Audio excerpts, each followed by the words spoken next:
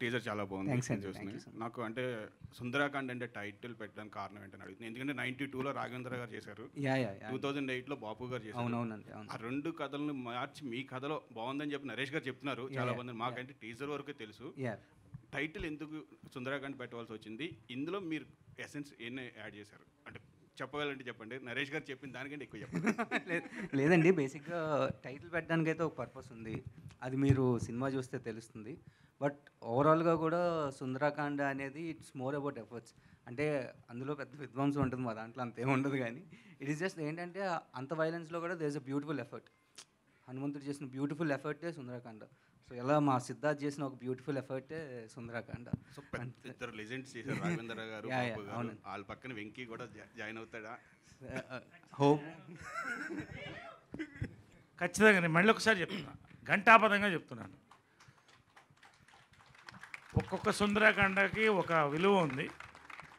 ఈ సుందరాకాండ ఈ డిఫరెంట్ థాట్ని అంత అందంగా చెప్పడమే సుందరాకాండ అండి. You will accept it after you see the film. అంతకంటే సంతోష్ గారు సార్ ఇవ్వండి. సంతోష్ గారు సార్, రోహిత్ గారితో సినిమా తీయడం కోసం సబ్జెక్ట్ వెతికితే ఇది దొరికిందా, లేకపోతే సబ్జెక్ట్ దొరికాక దీనికి రోహిత్ గారు సూట్ అవుతారు అనుకున్నారా? ఎందుకంటే మీకు రోహిత్ గారితో బంధుత్వం ఉంది కాబట్టి. రెండు కాదండి, బేసికల్గా I mean as you know that నేను అన్నయ్య కజిన్. సో వెంకీ కూడా లైక్ నాకు 5 years నుంచి తెలుసు. సో స్టోరీ డిస్కషన్స్లో చాలా ఉన్నాయి స్టోరీస్. సో ఇది కూడా వన్ ఆఫ్ ద స్టోరీ అనమాట. సో దీనికి మంచి కమర్షియాలిటీస్ ఉన్నాయి అండ్ ప్రాపర్ సినిమా ఇది. I mean proper love story and మంచి ఎంటర్టైనర్ ఇది. So I think this is right movie అనిపించింది. సో రోహిత్ అన్న కూడా when he decided that he wants to do a comeback with this film, నేను okay I think I should be in this part of the journey అని చెప్పి then it started like that. ఒకవేళ రోహిత్ గారు కనుక ఇప్పుడు ready కాను అంటే కనుక ఏం చేసేవారు ఈ సబ్జెక్ట్ని? కాదండి, he is part of cinema. He has a theatre. Okay, పుట్టపర్తిలో he's a part of cinema. చిన్నప్పటి నుంచి సినిమాలోనే పెరిగాడు. సో అండ్ ఈ కథ అప్పటి నుంచి he's been travelling almost 5 years, last 10 years నుంచి. బట్ ఏంటంటే he wanted to do this film. Idea నచ్చి అప్పటికే ఏంటంటే మీ ఇద్దరం ఫిక్స్ అయిపోయాం సినిమా చేద్దాం. తను జాయిన్ అయ్యాడు. సో మీ ఇద్దరి దగ్గర ఆయన జాయిన్ అయ్యారు. Very good. రోహిత్ గారు అవర్ యూ అండి, ఎలా ఉన్నారు? నేను బాగానే ఉన్నానండి, మీరు ఎలా ఉన్నారు? It's good to see you after long time.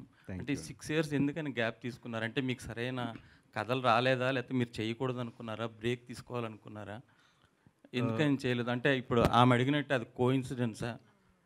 No, కోఇన్సిడెన్సే అండి. అంటే ఇప్పుడు 2017-18లో నేను చేసిన సినిమాలు నాకు నచ్చలేదండి. ఐ వాజ్ లైక్ కమర్షియల్ సినిమాలు చేస్తే వర్కౌట్ అవుతాయనే మైండ్ సెట్లోకి వెళ్ళిపోయి ఐ స్టార్టెడ్ డూయింగ్ చాలా డిఫరెంట్ నాకు నచ్చనివి వాడతా ఏమో అని చెప్పి చేయడం మొదలెట్టాను.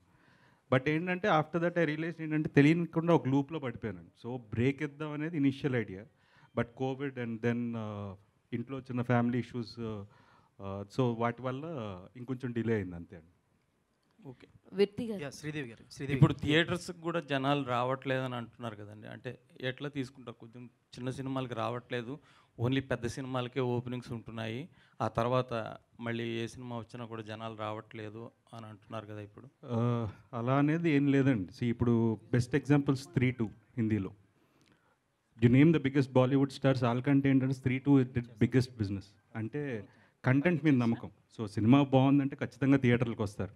సో తెలుగులో మీరు సామాజవర్గం నా సినిమా తీసుకోండి, అలా ఎన్నో సినిమాలు, బేబీ, ఎవ్రీథింగ్. సినిమా బాగుంటే ఖచ్చితంగా జనాలు థియేటర్కి వస్తారండి. సినిమాకి పెద్ద చిన్న తేడా తెలియదండి, బాగుందా బాగాలేదా అంతే. అంటే ఓటీటీ ఇంపాక్ట్ ఉందంటారా? ఓటీటీలో సినిమా వస్తుందండి 3 వారాల తర్వాత. అలా అని చెప్పి ఈరోజు చూడకుండా ఉండలేం కదా. వ్యక్తి గారు, నేను ఇందాక అదే చెప్పానండి, మంచి సినిమా తీయడం వేరే, థియేటర్కల్ ఎక్స్పీరియన్స్ ఇవ్వడం వేరే. అగైన్ ఐమ్ కోటింగ్ సమాజ వర్గంలో థియేటర్కల్ ఎక్స్పీరియన్స్. చిన్న సినిమా అన్నారు కాబట్టి సినిమాకి చిన్న పెద్ద లేదు ఇందాక రోజు చెప్పినట్టు. ఈ సినిమా ఇక్కడ ఐఎమ్ మార్కింగ్ థియేటర్కల్ ఎక్స్పీరియన్స్ మీరు రాసుకోండి అని చెప్తున్నాను అంతే. శ్రీదేవి గారు.